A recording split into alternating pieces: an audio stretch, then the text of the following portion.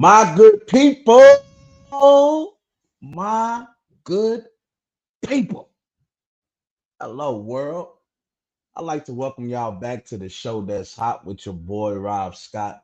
This is Rob Stu said, baby, what's going on, everybody? I appreciate you guys tuning in. Welcome to tonight's episode. As you see, your boy is investing in himself, and the production quality is getting a little better. You see the ticker going down at the bottom. You see the new intro. You saw the Cube interview. You see your boy doing big things in the sports world, baby. We're going to keep this thing going. Like to welcome y'all to tonight's show. We got a lot to get into. Hope you guys had a productive week. Hope y'all been cool. Hope y'all been chilling. Hope you had a great weekend. We definitely saw some great damn football over the weekend, and we're gonna get right into it on both the college level and professional level. Your boy Rob Scott is here. So I just want you to kick your feet back, you know what I mean? Grab your favorite drink, and if you do what I do, it's legal now. Get your favorite smoke and tune in to the hottest sports conversation in the nation. This is Rob's 2 cents. And we got to go out. We got to start first talking about Coach Prime and the Colorado Buffs. Boy, have they made some noise, not just in the college world, not just in the football realm, but we're talking about a nationwide response to what Coach Prime is doing with this organization, with this college, with this program over in Colorado and the Colorado Buffs. I mean, excuse me, it's been a spectacle looking at these games. We saw right before the rivalry game, which was prime time. Coach Prime playing on prime time is only right. Coaching his team and getting them boys ready. We saw a spectacle. We saw NFL college game day there. We saw The Rock show up. We saw Lil Wayne show up. We saw Master P and his son show up. Desi Banks. We saw Offset. We saw Key Glock. We saw everybody and their mama was in attendance for this Colorado versus Colorado State game. As you guys know, before anything started during the week, Coach Norville made some comments about Dion, saying that his mom taught him that when he speaks to a grown man, he got to remove his glasses and take off his hat, indicating that Coach Prime mom ain't taught him right. And boy, did she have me rolling the way she said, hey, I taught my son right. And I taught my son, if you got to kick some ass, then damn it, kick some ass. And the whole, silo in the background talking about, yeah, grandma, we about to go out here. We ain't going, grandma. We ain't for none. I'm telling y'all, man, they was pumped. They was ready, and let me tell you something else. Colorado State was ready too. Everybody and their mama had Colorado going in here destroying this team. I mean, even FanDuel had, I believe, Colorado State was a minus 23. I mean, plus 23. I mean, it was just it was the scene was set for Colorado to go in there and put a whooping on them boys. And boy, oh boy, was they surprised. We started off the game good. Dion, other son, don't get spoke about as much, but following his footsteps, his father's footsteps on the defensive side of the ball. Shiloh Sanders gets an 80-yard interception, pick six, take it to the house. Get a chance to hug his father, get a chance to share that moment with his father. We know what Prime did on the defensive side of the ball. We know what Prime did on the special team side of the ball. It's kind of hard to live up to that expectation, but it was a beautiful thing to see that moment happen. And then during the game, man, we see some dirty play happen. We see Travis Hunter, you know, top, at that time, before post, pre-injury, one of the top candidates to win the Heisman. Best two-way player in the nation. I'm talking about a guy that can give it to you on offense and a guy that can give it to you on defense. It's kind of hard to stop somebody that can score on you, but you can't score on them. The object of the game is to get points. And Travis Hunter, as we know already, with an interception on the year, one of the top rated, high ranked wide receivers, also offensively, gets a nasty hit, gets hit while he's defensive. They don't quite call it targeting because he didn't lead with the crown of his head, but Hunter got hit and he couldn't protect himself. So Hunter goes down. At that time, before today's news came out, we didn't know what was wrong with Hunter. But post game, Dion said he's gonna be gone for at least a few weeks. So now Colorado State come out there blazing. Their quarterback out there, uh, uh, uh, getting the ball downfield. I didn't know who Braden was before this game, but I definitely know who Braden is now. And Braden played a hell of a game for Colorado State. Was always going tit for tat with Shador. But let me talk about the son that we always hear in the news of Deion Sanders and Coach Prime, and that's Shador. Shador is truly him, composed, has a great pocket presence, something Justin Fields don't have. I'm gonna get into the Bears later on in the show. But poised, pocket presence, pocket awareness, looking downfield, able to look off defenders, putting the ball in only spots that where his guys will catch the ball. And Shador in the fourth quarter went crazy, put his team in position. They were able to score 2 field goals. 2 minutes come, fourth quarter, down 28-20. Colorado State looking like they about to leave with the upset. And Shador put on a masterpiece of a 2-minute drill. During the post-game conference, they asked Shador, what were you thinking in those moments? And he simply said, Brady mode. And Brady mode is the mode he went into. Because when I tell you Shador honestly willed his team to not lose this game, that's exactly what happened. He was able to even run the ball during this 98-yard drive down the field. I didn't even mention they were 98 yards back. They're in their own end zone. 2 minutes left to go. You down 8 points. Not only do you need a touchdown, you need 2 to take the game to overtime. And Shador said, I wish I had a watch on right. It's time. Let me flex on these boys real quick. And Shador put on a masterpiece of a 2-minute drive. Not only does he get the touchdown, oh yeah, the boy got the 2-point conversion. We going to overtime. Colorado and Colorado State, tit for tat, tit for tat. Goes into the second overtime, and Shador say it's over with. Normally in overtime, and I'm pretty sure y'all heard this on other sports outlet, and if you know the game of football, you pretty much know this as well. When you go into overtime, coaches don't usually take the ball first. They want you to take the ball because now I know what I have to do. I need to know if I need to score a field goal. I need to know if I have to score a touchdown. I want to see what kind of sets are you running in case you get the ball back. And I give my defense to get a little homework. But Coach Prime said, I'm gonna put the pressure on these boys. He said, Shador, I'm gonna put the ball in your hand. You hot, take us home.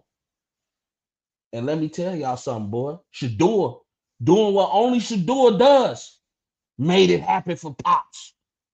He took them boys home. Colorado ends up winning the game 43-35. I mean, the boy Mikey Harrison, the tight end, I know who he is now too. Tight end stepped up. Not only did he get the 2-point conversion in the fourth quarter, but he gives you 2 touchdowns in overtime. Let me tell you something. Is it the Coach Prime effect? Colorado doing what they do. Shador doing what he does. Shador's going crazy this year. Shador's already at 10 touchdowns on the year, only 1 interception already thrown for over 1,200 yards. You want to talk about Brady mode?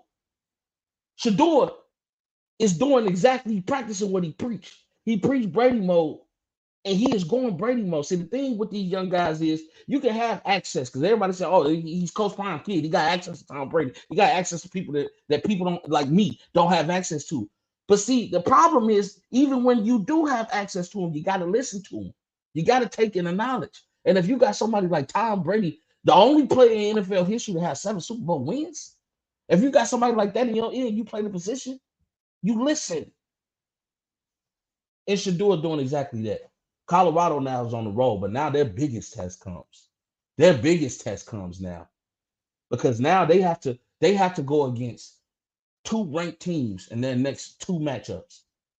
First, meeting ranked number 10, Oregon. Now, Oregon, they got that boy Bo Nix over there, that quarterback. And he's not bad on the year. Bo Nix is big. What he give you? 8 touchdowns, 893, throwing over 800 plus yards. No interceptions. Bo Nix has been playing, but that defense over there in Oregon, they tough. They tough. And they some big boys, man. Colorado a little small. Dion already said he ain't hard to find. And he hoping that he gets some bigger recruits next year because Oregon got some big old country boys over there. And if they are somehow able to get past Oregon, which I believe, Coach Prime, you see that's the title of tonight's episode. I believe.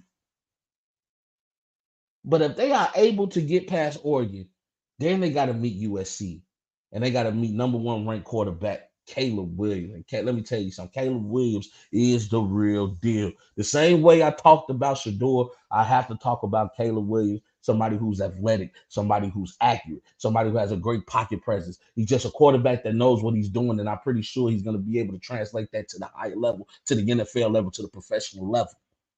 Caleb Williams, if I talk about what he's done over the year, he's also thrown over 800 plus yards, 12 touchdowns, no interceptions, with a QBR 91.9. That's ranked fourth in NCAA right now. I'm telling you something right now.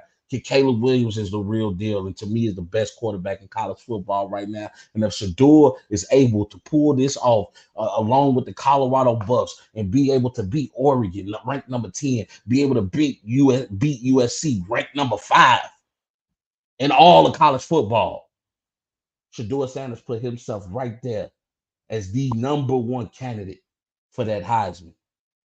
And look out, Now I still think Georgia gonna take it all, but hey, Colorado is definitely gonna make some noise this year and have already made enough noise. They were only projected to win 3 games,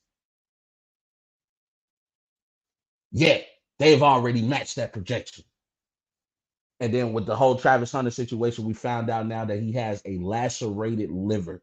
He took the hit from senior Henry Blackburn of Colorado State, and unfortunately, he's been receiving death threats. He's been receiving, somebody leaked his phone number online, and this is during the game. The game wasn't even over yet before his information got out there. They leaked his phone number. They leaked his mother's address, and now, he's been having to have 24-hour police protection. I mean, they were already threatening the guy as the game was going on as soon as he hit Travis Hunter. And it's unfortunate, that the game of football, we lose sight that it is indeed truly a game.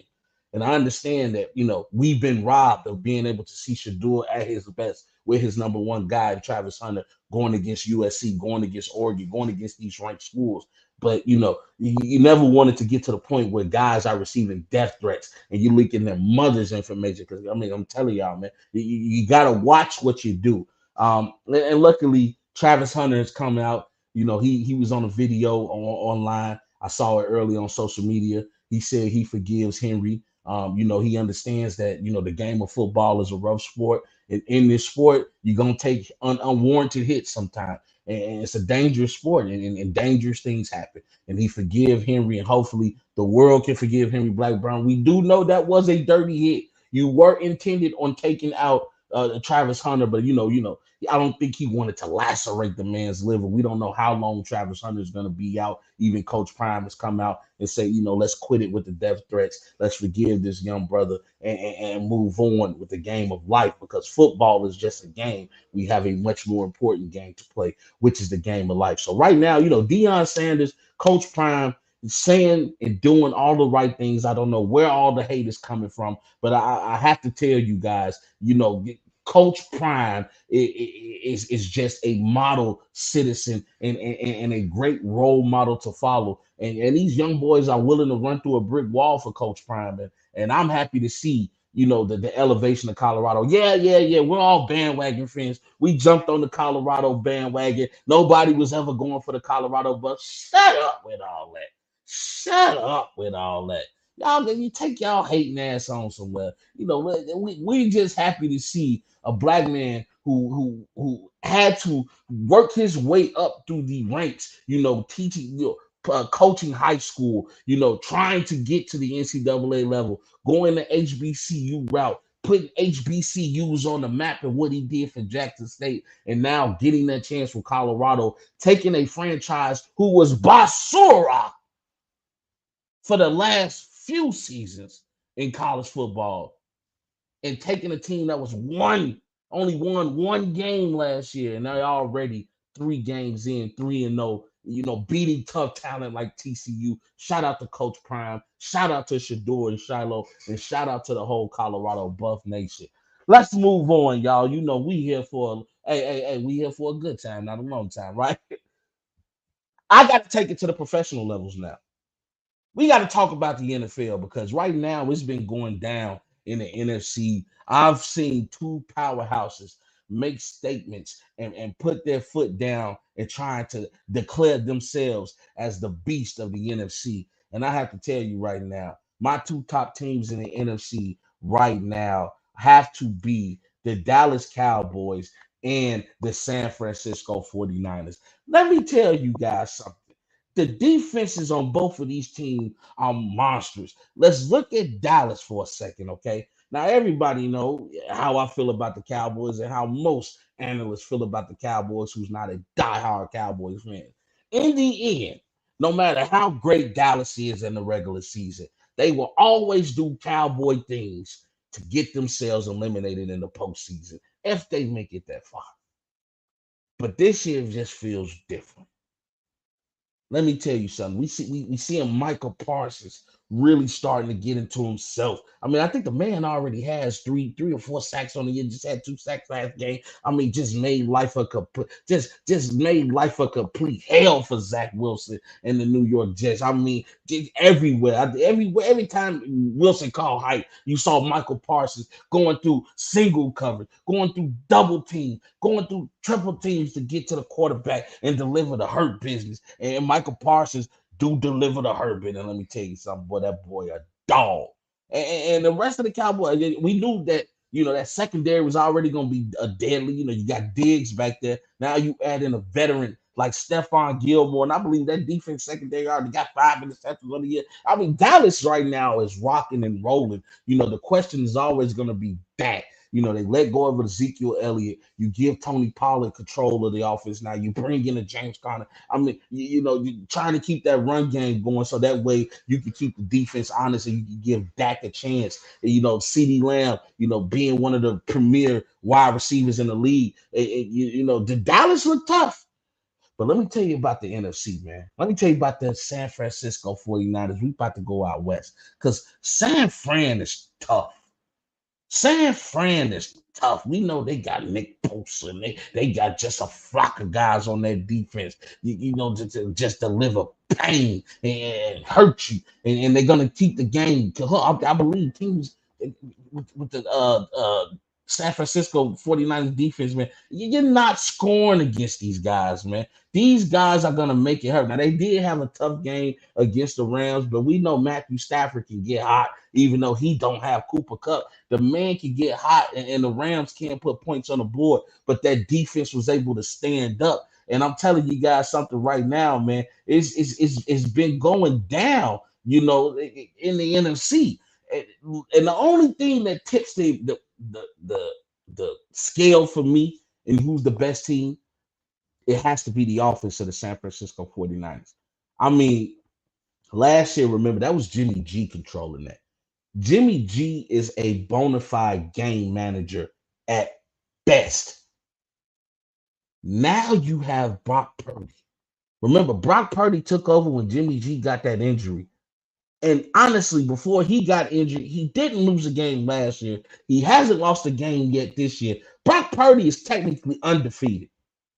But I'm not going to put everything on Brock Purdy. Brock Purdy going to do what he needs to do. I think he's a sound quarterback. People trying to call him a game manager, man. I'm telling you, from my eye test, from what I can see, I think Brock Purdy is the real deal. I think Brock Purdy is a pretty damn good quarterback. And I'm not going to sit here and just define this man's game as just a game manager. That is not what I see out of Brock Purdy. But let's talk about the weapons that Brock Purdy has.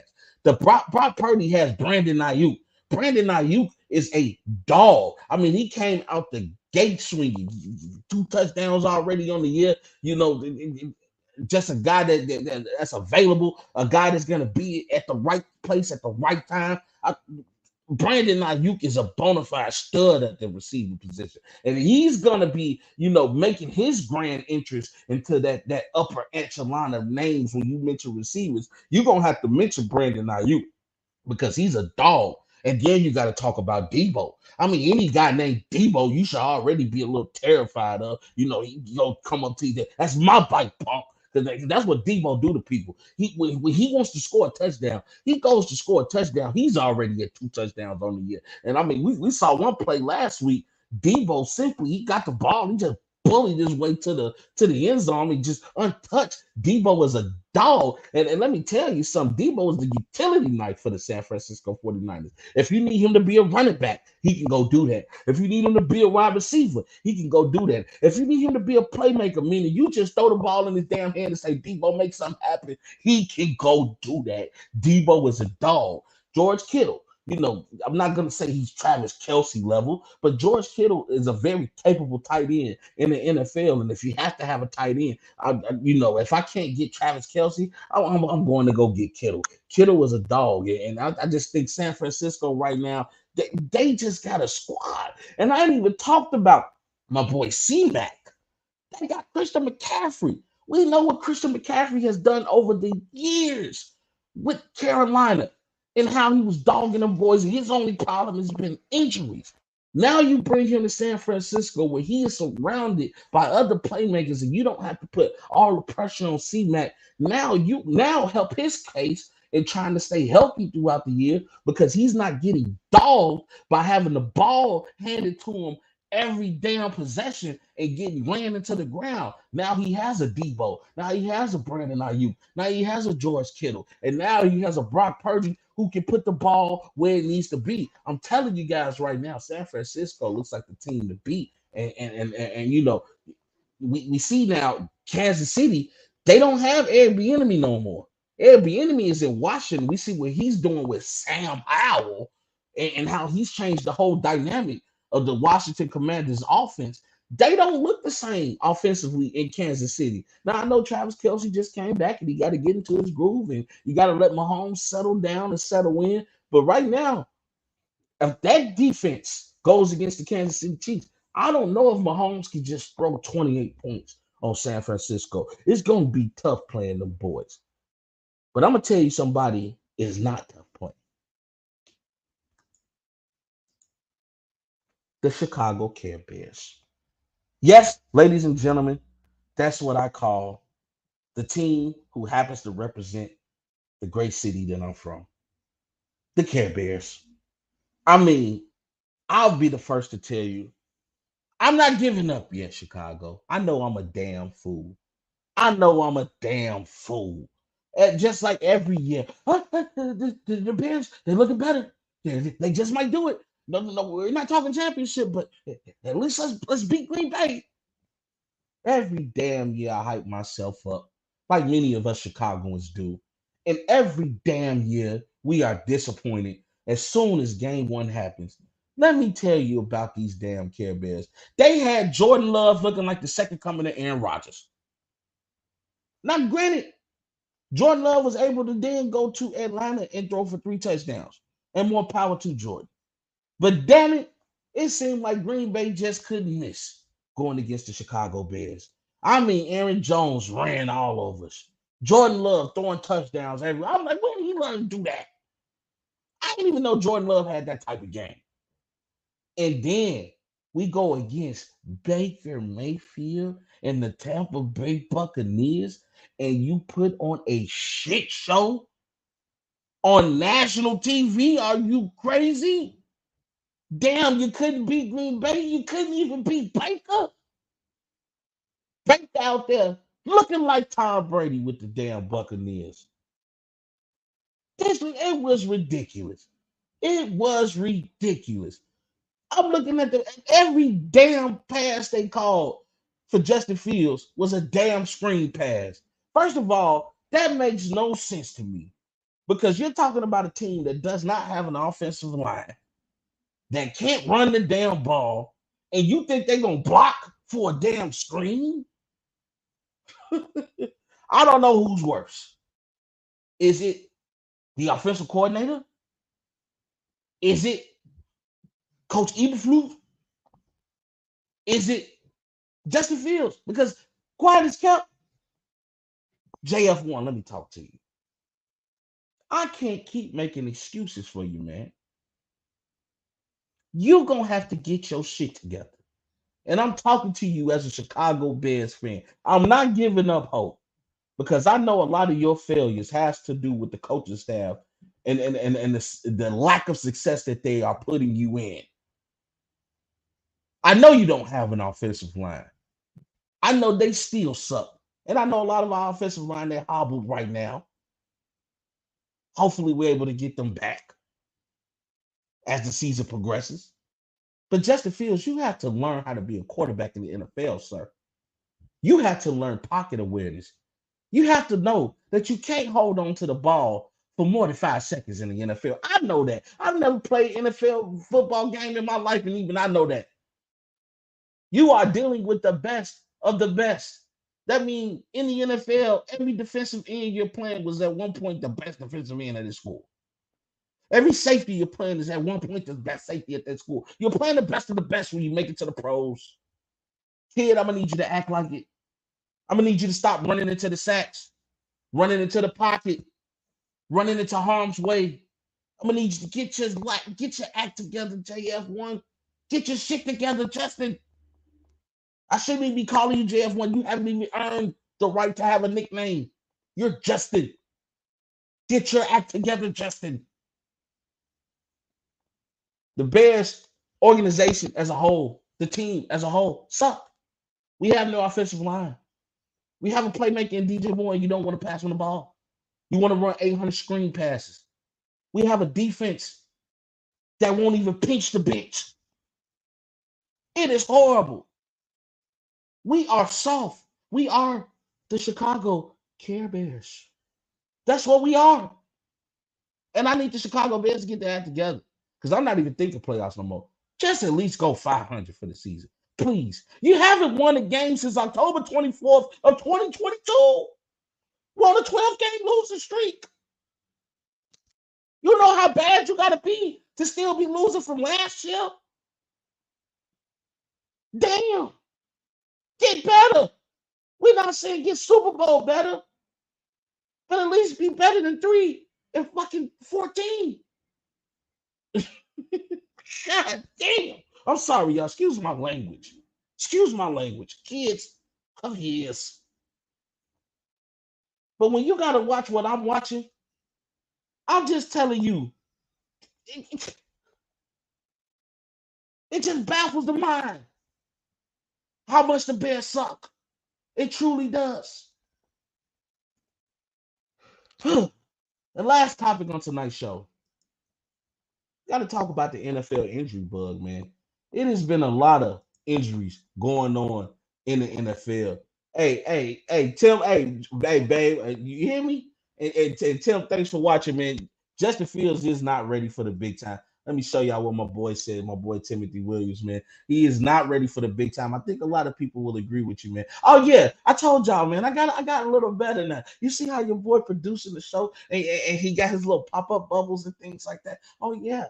Oh yeah, it's gonna be real interactive. So make sure you guys are commenting, man. If you want to see your comment pop up on the show, thank you for laughing, baby. If you want to see your comment pop up on the show, make sure you comment, you like, subscribe, you comment, man. We in here, we doing it big. But let's get back to business, man. It's been a lot of injuries going on in the NFL, man. We saw in particular, already in game 1 of the season. Aaron Rodgers goes down with an Achilles injury, man. I felt so bad for the Jets, man. I was really, I was just in New York, as you guys know, at my day job and building the art show out there and talking to my boys out there, man. They were really excited in New York about the Jets, man, and what Aaron Rodgers can do with Garrett Wilson.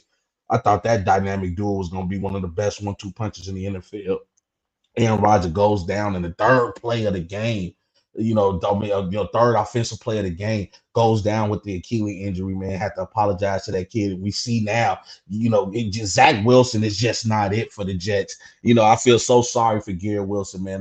Hey, man, hold on a little bit longer, man. Hey, Rod said he's gonna try to come back for you. I don't know how healthy he'll be, especially being he'll be 40 plus coming back into next season, man. So, hopefully, Garrett Wilson gets a chance to play with that guy, man. But then we also see J.K. Dobbins go down with an Achilles injury for the Baltimore Ravens, man. That was a tough loss, especially because Odell Beckham has been dealing with ankle injuries as well. And we know how, his ankle injury history is that's the last thing you want to see, coming from a guy who you thought was going to be at least your number two.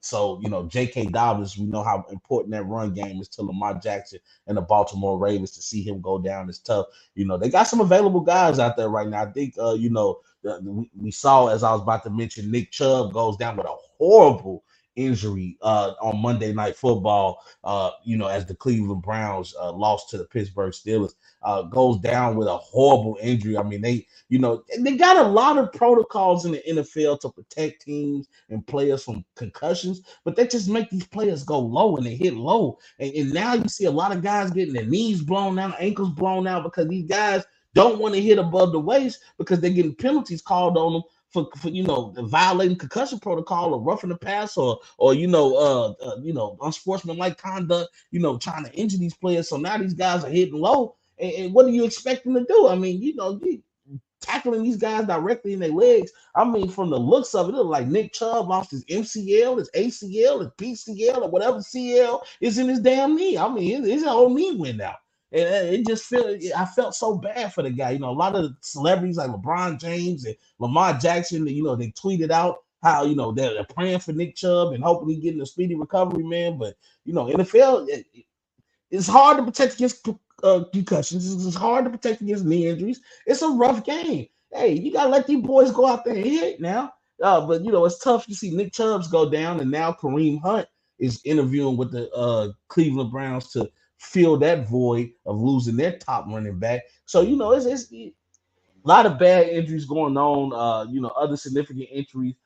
We see the Colts rookie go down, and Anthony Richardson, he's in concussion protocol. Saquon Barkley goes down with another ankle injury. We know he's been dealing with ankle injuries. His damn near after 3 years going into his career, he's been injury prone ever since. And also, even though he's not considered out, Joe Burrow has been hobbling around too, dealing with an ankle injury. Not even an ankle injury, a calf injury. When you're dealing with muscle strain, those are a little different. And considering the fact right now that the Bengals have been losing, they're 0-2 right now. Like I said, I'm not too nervous with the Bengals as long as Joe Burrow is healthy. They've been in this position before. They started off last year slow and ended up being one of the top teams in the AFC. So, I think they need to try to get Burrow to sit down at least for 2 or 3 weeks. Excuse me, hopefully even make it to the bye and get this guy some rest so he can come back and be the Joe Burrow we know and love, because right now it ain't looking too good, man. I mean, they lost a big one against the Baltimore Ravens, big rivalry game. They're in the same conference. So it's just, excuse me, I had to sip on a little bit of the aqua. But yeah, it's just been a lot going on in the NFL, man, and hopefully we can get this injury bug together. But man, I just wanted, hey, I appreciate you guys for showing up and showing love, man. This has been another episode of Rob's 2 Cents. It feels so good to be back, baby, man. Make sure y'all tune in next Tuesday as we'll discuss what happens over the weekend in college football and in the NFL. Also, man, NBA, we're 5 weeks away from the NBA being back, and then your boy Rob will be doing 2 days a week as I do Tuesdays and Thursdays, knocking it out of the park, getting ready to talk sports. Hey, I can't wait for the NBA to be back. Finally, the Golden State Warriors are being smart. They bringing in all this talent. They need a big. What did they go do? They finally listen to you, boy, and go over there to Taiwan and holler at Dwight Howard. He's been working out with Golden State. Hopefully, they're able to get him a contract. Because, man, if you add Dwight Howard to that team, I don't care what y'all say about Dwight Howard. You add Dwight Howard to the Golden State Warriors right now, and Steph going to be holding up number 5. That's all I got to say. This is being the boy that's hot, your boy Rob Scott. Back again with another episode of Rob's 2 Cents, man. I ain't got nothing but love for y'all, baby. And you already know the slogan, baby. We gone. See y'all next week. There's a bigger fight going on. There's a much bigger agenda than the streets. And I know sometimes it's hard to see that far in front of us, but we have to look past the illusions, look past the delusions of grandeur, and look at the bigger picture. We need to become better versions of ourselves each and every day. Fight for what you believe in. Because if you stand for nothing, you'll fall for anything. We just getting started, baby. You guys know the slogan now. Hope you all have a great evening. And we gone.